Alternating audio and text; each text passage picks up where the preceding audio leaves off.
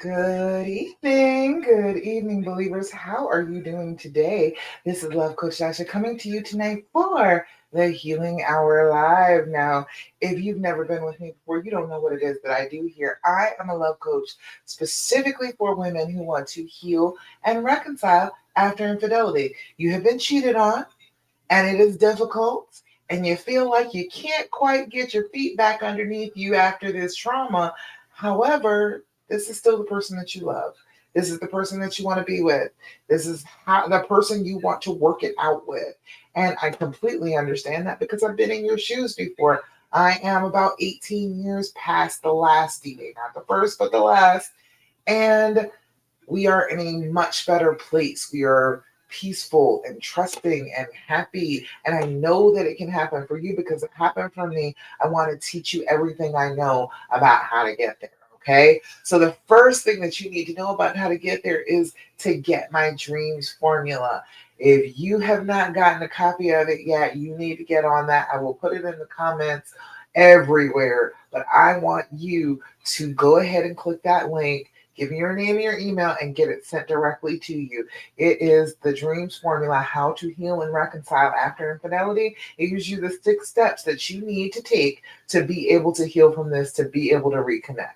So I've got you. If you need just a quick form of exactly what to do, that is your guide. Okay. All right. So it is the middle of, almost the end of the Tricky Triggers Challenge this week. If you have not joined me for the Tricky Triggers Challenge, you need to come on, get signed up, and come to the Love After Cheating Challenge group to join us, to jump in on all of the action of getting past these triggers. These triggers are stressing you out. You don't know exactly where they're coming from, why they are giving you so much trouble. I give you all of that. I give you all of the explanations for what is happening, and then all of the things that you can do to help it. So if you are struggling with triggers, if you have been struggling with triggers, make sure you come join me for the rest of the week. And I give out prizes, so make sure you participate so you can get some prizes from me, okay? All right. Now, we're going to get into the basics here. The basics here are the things that you can do all on your own that are going to start to help you to heal from this trauma. And that's what this is. You've been cheated on, so it is a trauma. This is something horrible that has happened to you, and your body and your brain are responding like you have been in danger. Our brains do that, all right? We have a little part of our brain that's the size of a grape. It's called the amygdala, and that little part of our brain determines whether something is a threat or not. It is the worst case scenario portion of your brain. So if you are letting that just shoot adrenaline into your system every day, all day, over and over and over again, you're going to be stressed. You are going to be anxious. You are going to be suffering. And I don't want you to have to suffer anymore. Okay. So what we're going to talk a little bit about the things that you can do all on your own that's going to start to settle that little monster down in your head and get you feeling better. All right. So the very first thing that we're always going to talk about every time we get together, I want you to remember to do, I need you to do your deep breathing. Have you been doing your deep breathing? If you have not been doing this, I'm telling you, you need to jump on it. You need to get real serious about it real fast because this is a key thing that is going to help settle and regulate your body after such a trauma. You deserve some self care. You deserve to take some time and just breathe and get yourself together after something so terrible has happened to you. So do your deep breathing 5 times in a row, 5 times a day. I want you to be doing it. Set an alarm in your phone, and every time the alarm goes off, you just do it no matter where you are. It'll take like a minute, so it's not like you're like gonna sit there and have to like stop what you're doing forever. It takes about a minute to do your deep breathing. And that just that little bit of self-care, number one, tells your brain that you care about you, that you are all right and you're safe. So we have got to convince our brains of this in order to start getting over the triggers, to start getting over the infidelity itself. Okay. So I want you to be doing that. What we do is 4-7-8 breathing. Now you can do whatever breathing you choose as long as you're doing it. I don't care what the actual pattern is. I choose 478 because it's just weird enough that it makes my brain remember what it is. That's the whole reason that I do that particular one. I have seen that Special Forces uses 478 breathing to actually fall asleep anywhere. So it's good for that too. So, hey, that's the one I'm going to teach you. So, what we do is we blow out, we're trying to exhale and deflate our lungs, get as much space in there as we possibly can. Then we're going to inhale through our nose if we can for a count of 4. Then I'll hold that breath for a count of 7. And then we're going to blow out like we're blowing out a cake full of birthday candles for a count of 8. When you do this, you are giving your body a chance to use that oxygen that you just breathed in, and then you are fully exhaling any carbon dioxide that you have in your lungs. When you increase your carbon dioxide, your body thinks that something is wrong. It thinks that you're under attack. So when we do that simple exhale, when we do that and blow and let all of that air out of our lungs, we are teaching our brains that actually, no, we're safe. Everything is all right. No worries here. All right. So we're going to do our deep breathing together. Won't you join me? Do your deep breathing with me. We're going to do 478 all together. And all you got to do is follow along with me. I got you. I got you. All right. First things first, you're going to blow out, make the noise. Inhale through your nose. 2, 3, 4. Hold it. 2, 3, 4, 5, 6, 7. Blow out. 2, 3, 4, 5, 6, 7, 8. Again. Inhale. 2, 3, 4.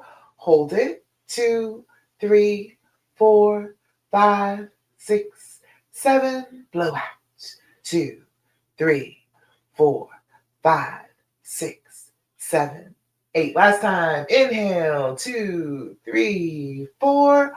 Hold it. 2, 3, 4, 5, 6, 7. Blow out. 2, 3, 4, 5, 6, 7, and 8. Beautiful. How do you feel when you do your deep breathing? Chances are you're going to feel something physically happening because we are working on the physical part of this reaction. When you're traumatized, it's not all in your head. This is a real physical thing that is happening to you. If you can start to mitigate some of the physical effects on your body, on your brain, then you will feel better. You will not be as overwhelmed. It will not be taking over your mind and body all the time. All right. All right. Second thing that I'm always going to tell you every time we get together, I need you to be doing your journaling. Have you been doing your journaling? If you have not, I need you to sit down and start that practice.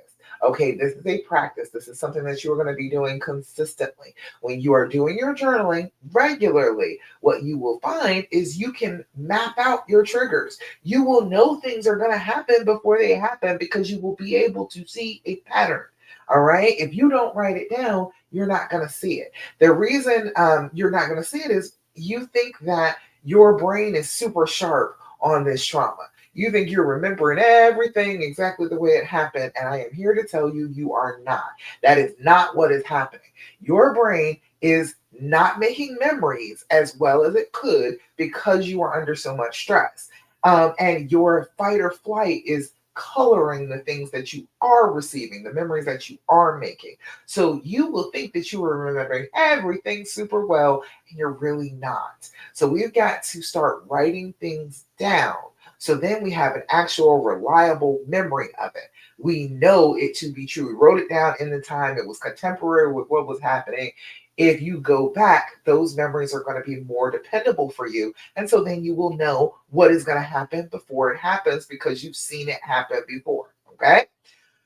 All right. So, couple things about your journaling. I need you to do your date, your time, your level of anxiety. Okay. Date and time are just so you can figure out when things happen. I want you to start off trying to do this in the daytime, first thing when you wake up, and at night before you go to sleep. But you can Definitely journal any other time of the day that you would like to. Anytime that something comes up, anytime something is serious in your head or repeating thoughts just keep on coming back, you can write those down. That is going to give you a better clue about what's going on in your head and give you better patterns.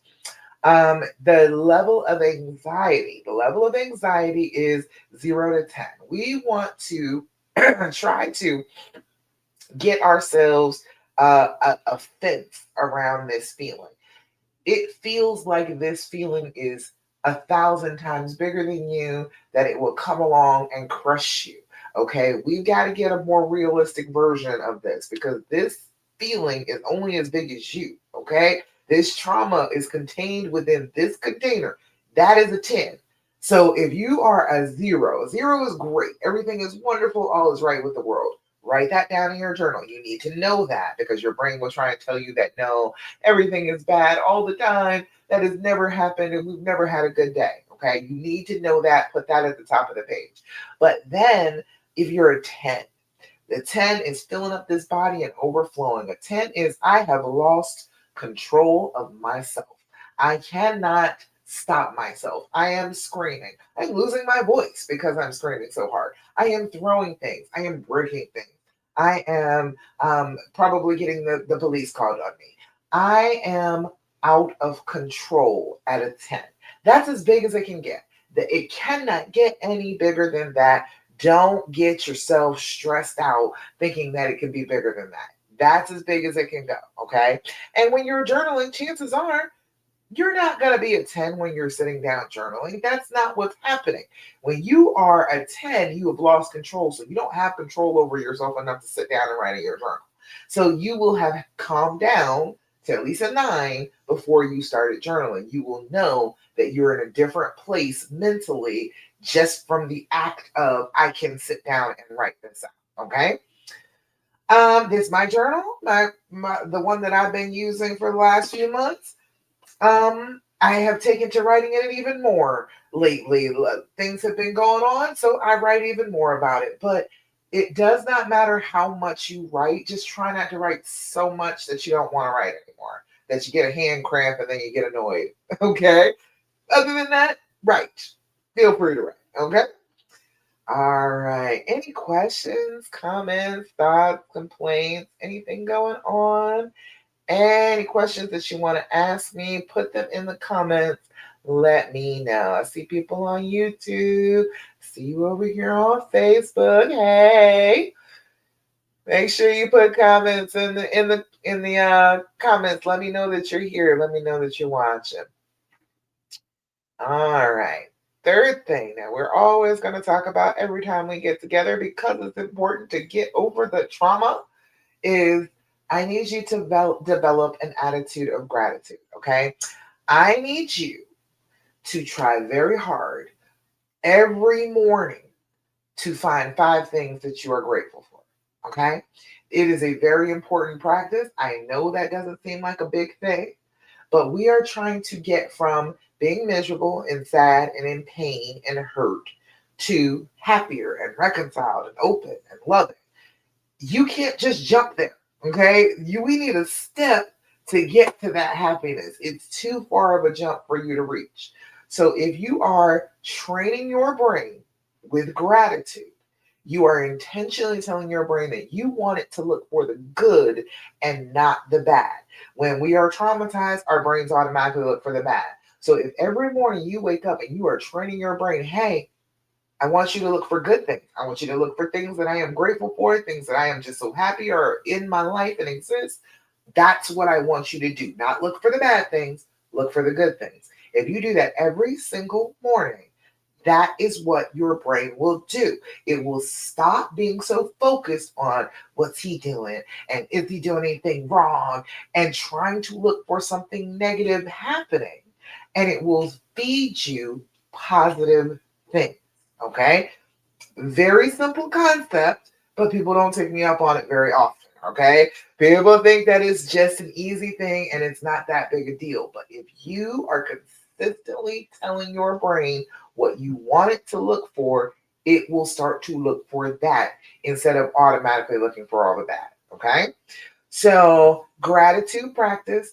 I need you to come up with 5 things first thing in the morning every day. Write them down in your journal. Have a running list on the last few pages of your journal and see how much you have to actually be joyful about. When you've been traumatized, your brain changes things. Everything seems a little grayer, everything seems a little darker, everything seems a little bit more threatening.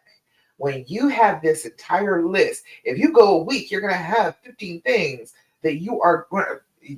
No, I'm sorry, my math is off. If you're doing 5 a day for 5 days, it's 25. Okay. Right? But you're going to have 25 things that you are grateful for every week.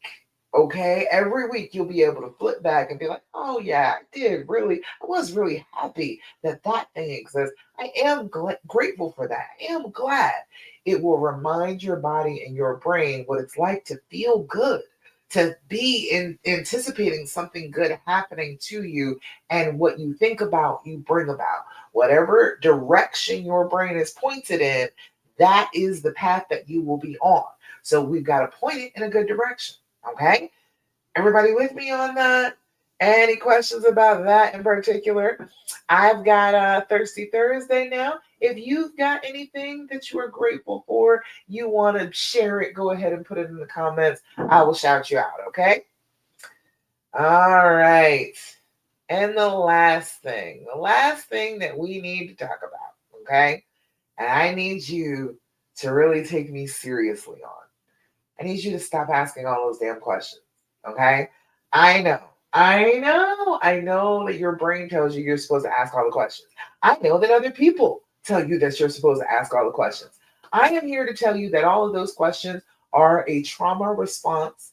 And the more you ask the questions, the more deeply entrenched that reaction is going to be in your brain, and it will be harder and harder to stop. It's already going to be hard. Let's not make it any more difficult than it needs to be. You cannot keep on asking them all these questions. It's doing nothing but hurting you. Like, have you felt better asking these questions? No, because if you felt better, you wouldn't keep asking it anyway. If you felt better, if you had asked all the questions that your brain told you to ask, and you got all the answers that it expected you to get, you are still going to come up with more questions. So it's not a healing activity. It is a trauma-based activity. Your brain questions things that it feels are a threat. The same way that if a spider is crawling on your ceiling above you, your brain wants to know everything about where that spider is going, where that spider has came from, where is its family, is it venomous? Your brain wants to know all the information because it's a threat. It is scared of this thing. So if you keep on treating your mates like they're the threat by asking them question after question, your brain will never get out of that state. And then you're going to push them away because you're going to be continuously treating them like a perpetrator instead of your partner. Okay? Does that make sense? I know that that's difficult. I know that everybody says that you just need full disclosure. If you get every single detail, then you'll be able to heal. That is not true. Most women tell me that that is way more difficult to heal from getting all that information. Getting all the answers to the questions that they ask made them suffer even more. So I don't want you to have to suffer unnecessarily. Okay? I feel like that is unnecessary for you to have to do after being in so much pain already. You've already been traumatized. That's enough. That's enough. You already know the negative parts. You already know that he cheated. Do you really need the details of what position and what hotel room they were in and if they kissed and if he told her he loved her? You don't need all of those details. That is just your brain treating this like a life or death threat. And he is the perpetrator of that threat. And we have to find out all the information we can about this threat so we can get away from this threat.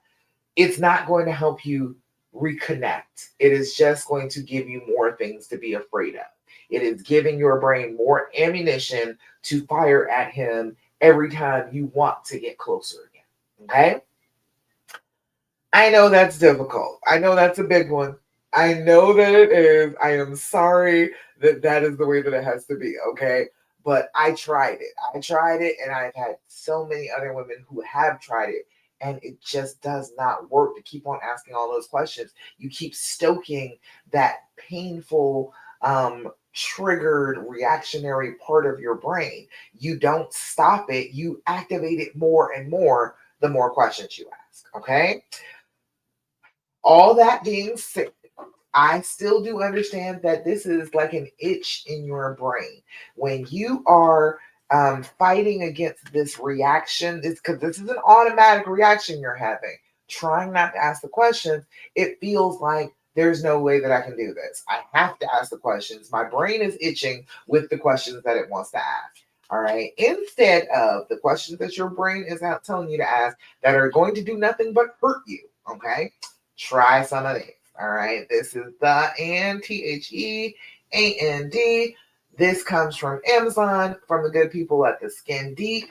If you put in the and in Amazon, it'll pop right up their entire store. And they've got other games too, not just for healing couples. This is the healing edition, but I've got the long-term couples. I know they've got one for parents and kids. You can pick up a couple of them and have really good conversations with the people in your life. Okay. But these are better questions than the ones you want to ask. Okay. So give you a couple of these, and you only need 2 to 3 of them to have a decent, like, hour long conversation. Okay. What was your first impression of me? And how has that changed for the better over time? Wouldn't you rather hear that? Wouldn't you need some reassurance about that first impression that you gave to him and how that has evolved, how he sees you differently over time? Wouldn't you rather know that than what hotel they went to? Wouldn't you rather know that?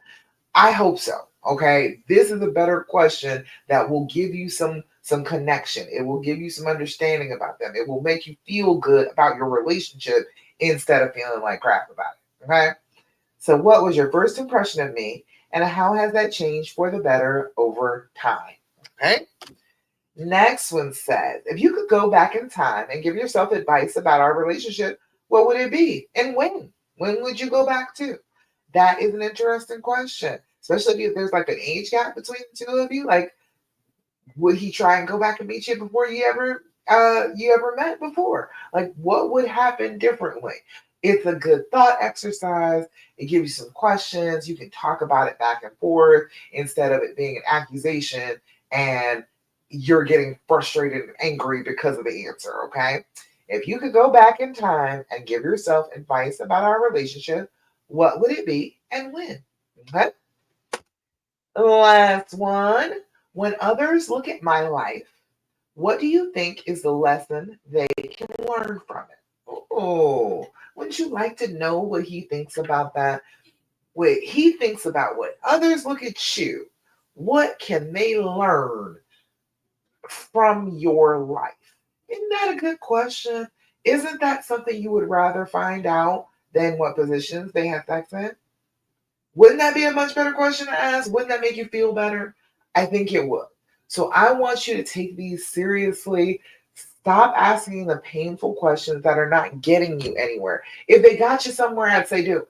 But if it's just consistently feeling more and more overwhelmed, more and more questions come, you're not sure if any of the answers are even correct, and you cannot stop that cycle, you will not be able to heal. You're going to be consistently sticking your fingers in that wound and never letting it heal, never letting it knit itself together because you're constantly tearing it back open.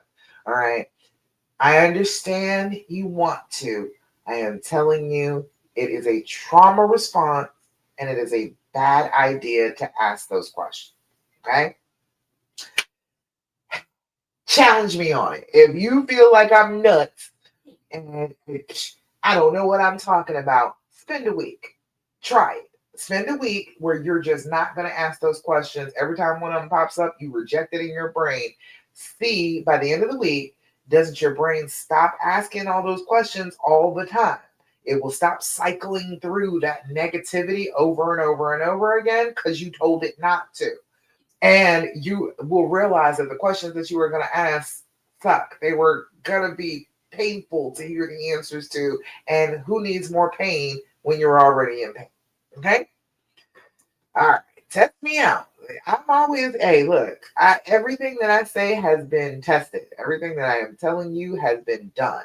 So if you try it, apply it in your life, it's going to make you feel better. Okay.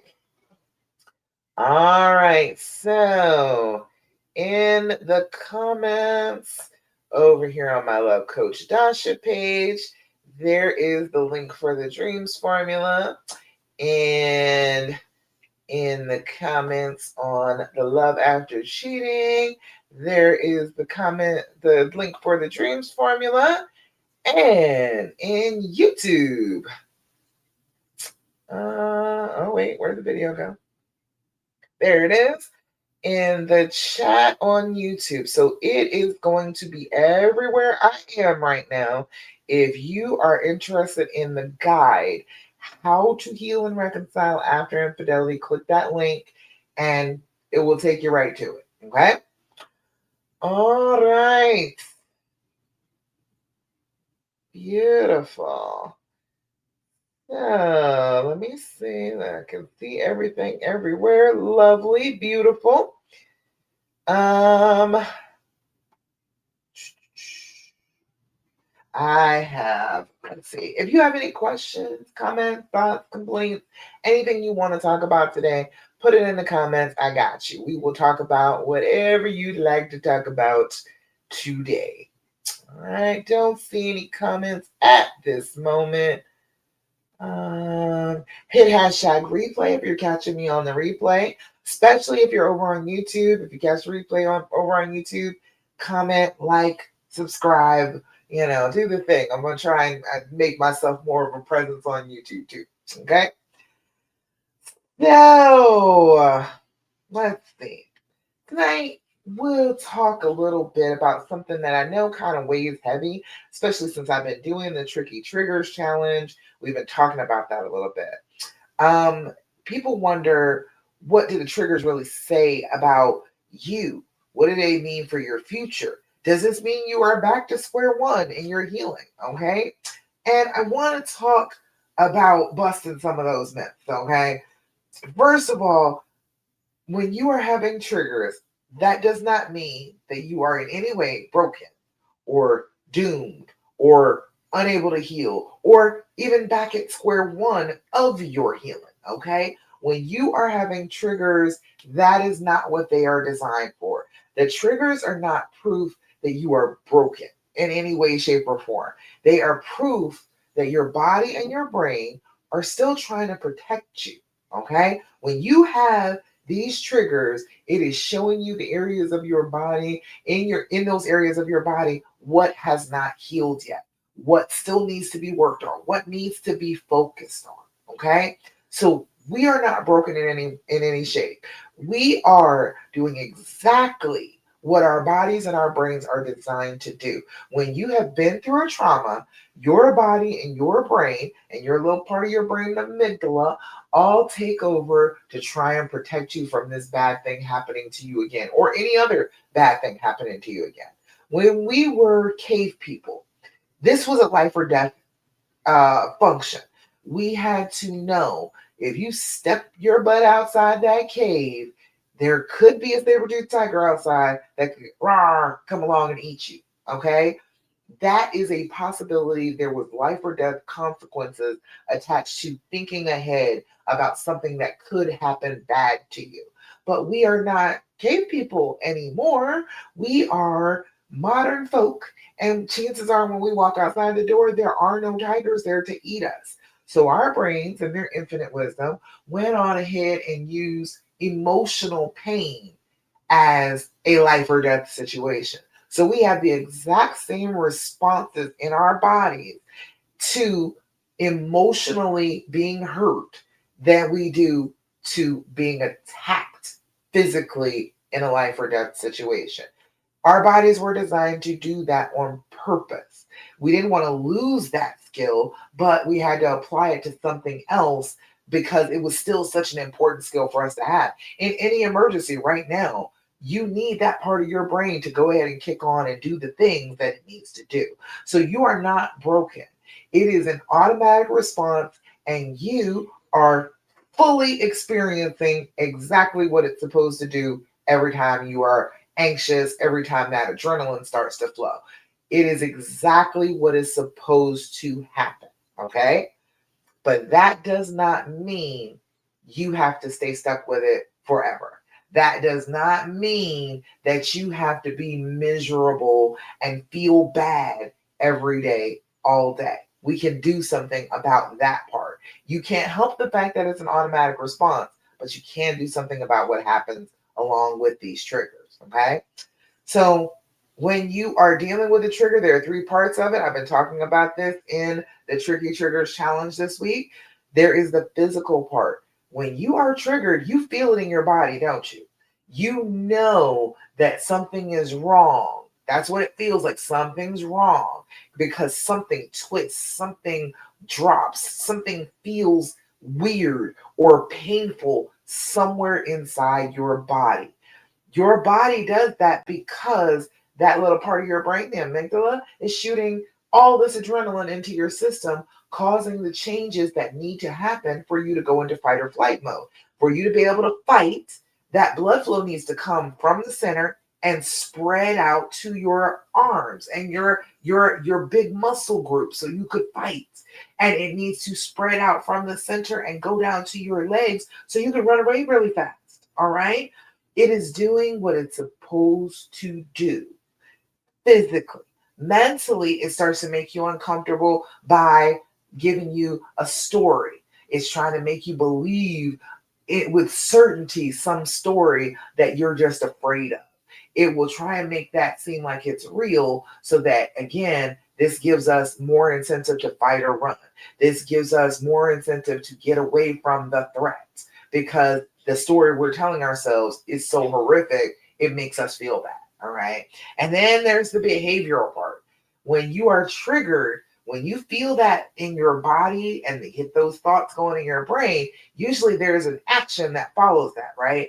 There is something that happens every time you are triggered, and chances are it's going to talk to him, right? It may not be that for you, but a lot of women, it is going to talk to him because we've been taught that that's the way we handle things, to go and address it and talk about our feelings, which is okay in moderation. But if every time you're having a trigger, which can be very, very often after you've been traumatized, and you directly go to him immediately as soon as you're triggered, and you try and get him to fix it for you, to solve the trigger for you, to pour out all of this vitriol at him and tell him how awful he is and how terrible he has made you feel, it is not going to be good for the relationship. You're probably not going to heal either. So I was going to say you might heal, but honestly, when you keep doing that, you are doing what the trauma and the pain want you to do. And usually that behavioral piece of reacting to a trigger is not the way to healing.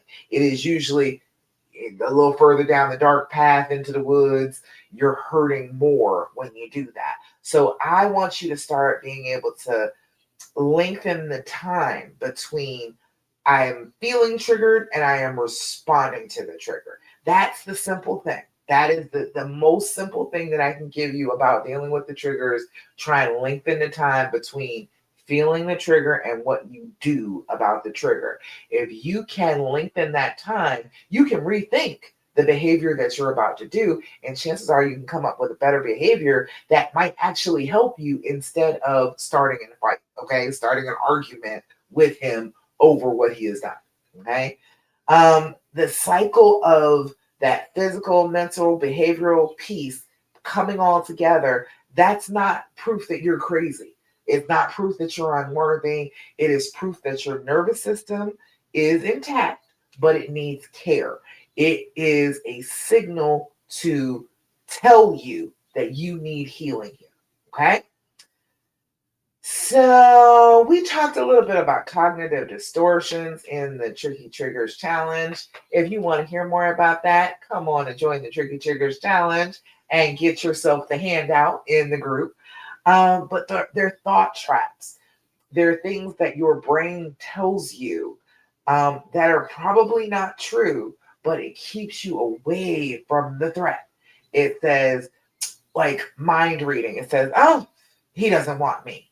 So then it makes more sense for you to leave, right? It makes more sense for you to separate from him, to back away from this person who never wanted you, because you can read his mind and you know for sure that he never wanted you. Even though you do not have that skill, your brain will keep telling you that you do. And it will try and make you believe that so that you back away from him. Okay? Catastrophizing, saying, this will never be okay again. This has just devastated me and it's devastated us. Our relationship will never be okay. I will never be okay again. All right. Again, if it's that bad, then you must get away from them. You must back away. You must fight. You must fly. So it is reinforcing in your body what your triggered, painful thoughts want you to do. Overgeneralization, like, oh, he always ignores me, totally dismisses what he really does.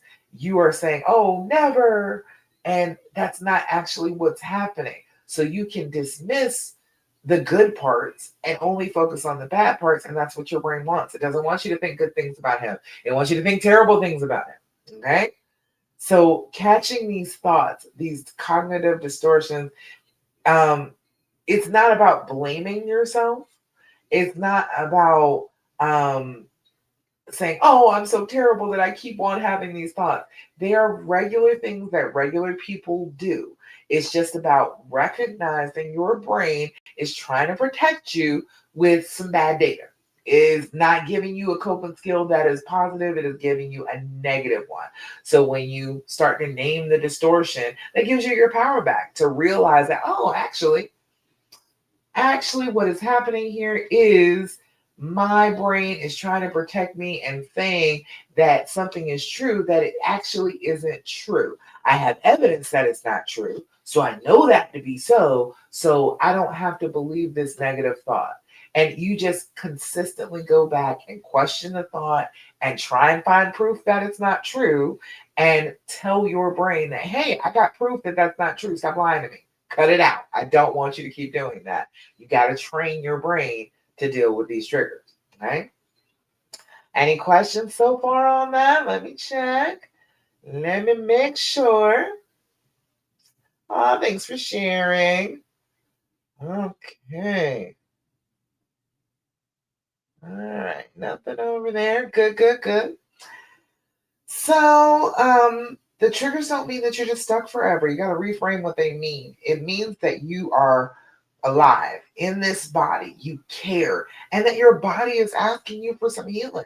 It wants to heal. It knows that this is wrong. It knows that this feels bad, and you don't have to continuously feel like this. So it wants to feel better. So that's what it's asking for. So when you shift from, oh, I'm so broken when you're experiencing these triggers, to actually, no, this is just a signal. I'm not broken. The signal is working perfectly well. It's working exactly as it's supposed to. You start to unlock a future where the triggers become more stepping stones than roadblocks.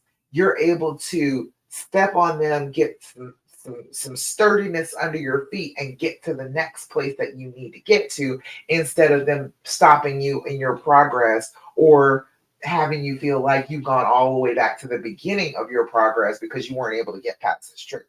You will be stepping over them slowly but surely, working on them, and you will feel it in your chest. You will feel it in your heart. You will feel it in your head when those triggers start to be lessened, when they start to have less effect on you. It is wonderful. It is great when that happens. You'll start to feel it, and you will feel that space where it used to be.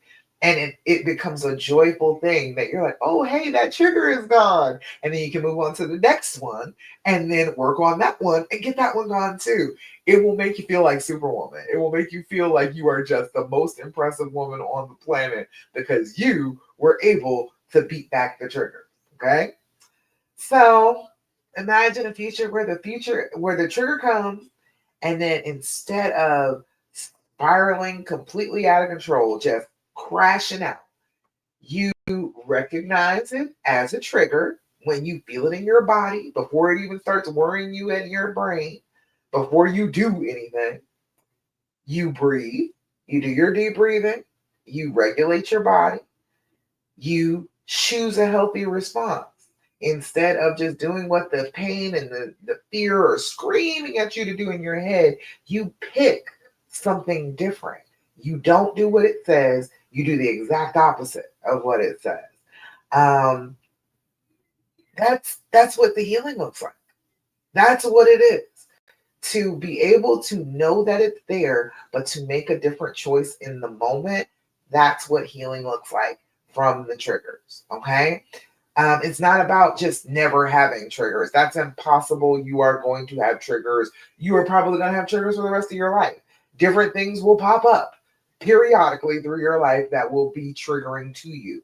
Learning this skill now will always apply to every other trigger that you have. And so you'll know how to battle those too. You will be a very sharp, strong, impressive woman because you will not fall prey to what the triggers want you to do. Okay.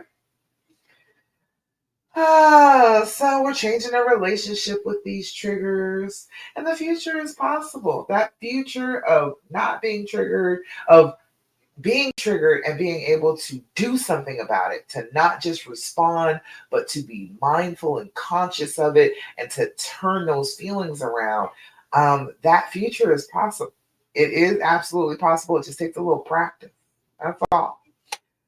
So, if that hits home for you, if I have explained something to you about the triggers today and you were like, damn, I didn't know that, or I have shown you exactly what you need to do to move forward from them, and you're ready for some support in moving forward out of the chaos, out of the triggers, and into clarity and connection and love and openness, then I want to invite you to get on an enchanted reconciliation call with me, okay? I want you to take this free, absolutely free, 45-minute session where we talk about your unique situation, the triggers that are showing up for you, how you're going to move forward in your healing, what the plan is for your reconciliation. I will help you find the next steps. If you don't know what the next step is right now, if you are still stuck, if you are in pain, if you have tried to stumble forward a few steps, but you feel like you just keep going back to square one in your healing, this is for you. This call is going to get you some clarity about what the next steps are, what you need to do from right here where you are to start to heal this relationship, to start to reconcile, to start to heal yourself. Okay. So, if you are interested in getting on a call with me, I am going to put the link all through here and everywhere that I am, it is going to be there. Or if you are catching me on Instagram, if you're seeing this on Instagram and you would like to join in for an enchanted reconciliation call, go ahead and put call CALL in the comments or just DM me and I will send you the link to get on the Enchanted Reconciliation call with me. 45 minutes of us discussing exactly what's going on in your situation, how you've been traumatized by this infidelity, and what you can do about it to go forward. I have the resources. I want to teach you. You have a free call that you can use right now. Get on it. Okay? Go ahead and put in call or click on the links. Okay. So I'm going to put the links down here. You let me know if there's anything in particular you would like to talk to me about. Anything that you are like, okay, I really need some clarification. Anything you got going on? Copy the link.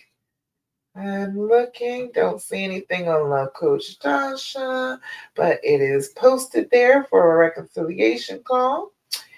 And in Love After Cheating and on YouTube. Okay. So we got offers, man. I got free stuff for you. I got free stuff that I want you to participate in. If you are struggling, you don't need to struggle anymore. You have me right here a resource. I have walked this path before. I have been lost in the woods, scared, running around, tripping over branches, getting smacked in the face, getting scratched up. I have been alone in the woods after the infidelity, and I found my way to the path out of the woods, and I found my way home. You can do the same. You do not have to be stuck in these woods any longer, suffering, trying so hard to find the path. I am here to point you to the path, push you onto it, and tell you how to get all the way back home the way that I did. Um, it is scary out there. It's scary being alone in the woods. This is a situation where you found yourself in a deep, dark place that you had no intention of ever being. You need the roadmap out. So I put that down first. The dreams formula, that's the roadmap. But if you want a guide, if you want somebody to walk with you along the path to show you, hey, here's the path, this is how you get out of it. Your first step to that is getting on a free enchanted reconciliation call with me and talking to me one-on-one. All right. Ask anybody who's made a comment on one of these videos, who has worked with me before. Ask them if it is a good thing to get on a call with me. You will be smiling by the end of the call. You will be troubled when we first start, okay? You will be stressed out. You will be anxious. We will talk. You will have a plan by the end of the call, and you will be able to smile. Some of this weight will be lifted from your shoulders at the end of the call with me, all right? I promise you that. That has been the one thing consistent about getting on a call with me. You're going to feel better at the end of it. You might not like everything that I got to say, but by the end, you will be smiling and you will know what to do. Okay? All right. Any questions, comments, thoughts, complaints? Put them in the comments. But we're getting to the last part. Now, when I was telling you about those things earlier that you can do to mitigate the effects of the trauma, those are the practices. That's what I always call them. The things that I want you to be doing consistently that will help you feel better after this infidelity. Doing your deep breathing, doing your journaling, having your gratitude practice, and not asking all those questions. Those four things are the first four things, but you got one more that we need to talk about. We need to talk about doing your affirmations. Okay? When you have been traumatized, your brain will try and tell you everything is bad, including you. Okay? It will tell you that you are worthless. You're not enough. You're not pretty. You're not this, that, and the third. It will try and convince you of terrible things about yourself in order to make you isolate. It is telling you those things to make you want to back away from humanity and hide your ugly face. That's what it's trying to do. Even though that's not true, even though that is not what is actually the reality of the situation, you are fine. There is nothing wrong with you. There is nothing wrong with your face. There is nothing wrong with you. You are enough all on your own. Just because you weren't enough for an entire other person doesn't mean that you're not enough in and of yourself, okay? But your brain will try and tell you all these terrible things about yourself, make you feel like crap about yourself, and then make you go run and hide. So we have to be doing our affirmations to counteract that. Remember I told you your brain has these automatic things that it's doing? We've got to be conscious about taking that automatic thing and flipping it around and doing the exact opposite so that our brains can't stay like that, okay? So when we're doing our affirmations, all you need to do is look yourself in the eye or in the camera and say it like you mean it. Smile at yourself or say it real serious. It doesn't matter as long as that is the face that your brain takes seriously. If you're smiling about it and your brain is like, oh, she's smiling about it, it must be real. Okay, smile about it. If you want to look serious and you want to look like the CEO when you're saying it, okay, and your brain listens to you better like that, fine. It doesn't matter how you say it except for with authority, with conviction, saying the affirmation about yourself like everything that you are saying is absolutely 100% true, and you believe it with all your heart. When you do that, you give your brain this image of you saying that and of you sounding like you believe it so strongly, and your brain will be like, oh, okay, I guess that's what she really means. And that's what it will do. Okay. That's what it will believe about you because you said so. So we've got to be working on our affirmations. First thing in the morning, when you go in the bathroom, look in the mirror and tell yourself, I'm so beautiful. I am so blessed. I am just an abundant source of light and radiance in this world. Whatever you want to tell yourself, but tell yourself and tell yourself consistently. Okay. So today's affirmation says, today I am in charge. Today I'm in control of how I feel. Nobody can make me feel any other way than happy. I am choosing that happiness, and other people can't change that. That is some powerful stuff right there. If you believe in that affirmation, that will carry you a long way. When you decide that nobody can make you feel anything, that you get to decide what your feelings are, and you're going to stick with that no matter what other people's mess is, it's very empowering. It lifts you right on up, lets you know that actually, you know what, I am not under the control of anybody else. I have the say so in my life. So today I am in charge. Today I am in control of how I feel. Nobody can make me feel any other way than happy. I like that one. If you need affirmations, put affirmation in the comments. I got a 90-day set of them for you if you need that. But you can get affirmations from anywhere. You can get them from ChatGPT. You can get them from Etsy. You can get cards from Amazon, whatever. You can get them from anywhere. But if you would like ones that are specifically for the healing after infidelity, go ahead and put affirmation in the comments or send it to me, DM me affirmation, and I got you. Okay, I got your link for that. A little bit of a link for everybody. Look, we talked about triggers, about the path out of the woods, about getting on a call. We got all sorts of good stuff that I want you to use these resources. I know that when you are dealing with this infidelity, it can be a very lonely path. You need support. You need somebody who is going to help you manage the triggers, who is going to remind you of what your plan is when you have a trigger. You need somebody who is going to step up and be that support for you. And I would be happy to step up and be that support for you. I know how. That's the first thing. I know how. I've been there. And when we work together, you will start to be more sure of your steps as we are doing this. You will not feel like you are just out here alone trying to figure it all out. You will be guided each and every step. And then as you are dealing with the consequences for these changes that you are implementing in your life, I will be right there to show you what's next. Okay. So if you are interested in getting on a call with me, I can give you at least the first 3 steps that you can take right now that will get you out of the woods. Okay. All right. I think that's about it. I don't see any comments, any questions. All right. So I guess we're good to go for that. All right. If you are catching this on YouTube, please make sure like and subscribe.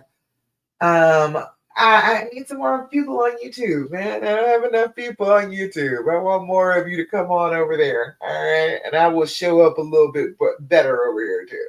All right. All right. That's it. All right. That's all I got for you. Thank you so much for joining me for the Healing Hour Live. If you want to work more on triggers, come join me for the Tricky Triggers Challenge. It's not over yet. We're doing another day tomorrow. So if you are still dealing with the triggers and you're not sure how to deal with the triggers, come join me for the challenge and watch all the videos, participate in the prize post. You will know how to handle the triggers by the end of this week. Okay. All right. That's it. So do all the things, do all the practices. Um, do your deep breathing, do your journaling, do your gratitude practice. Stop asking all those questions and do your affirmations. And more than anything else that I can tell you, do not do what the fear and the pain and the trigger tell you to do. It's not the path out of the woods. It is the path deeper into the woods. It's dark in there. Don't go that way. Okay? All right, y'all. Mwah! I love you, and I'm so, so proud of you for all the healing that you are doing, for all the unconditional love that you are showing. I'm proud of you. You're doing a good job. This is not the wrong thing. You are on the right path. Okay? All right, y'all. I'll talk to you later.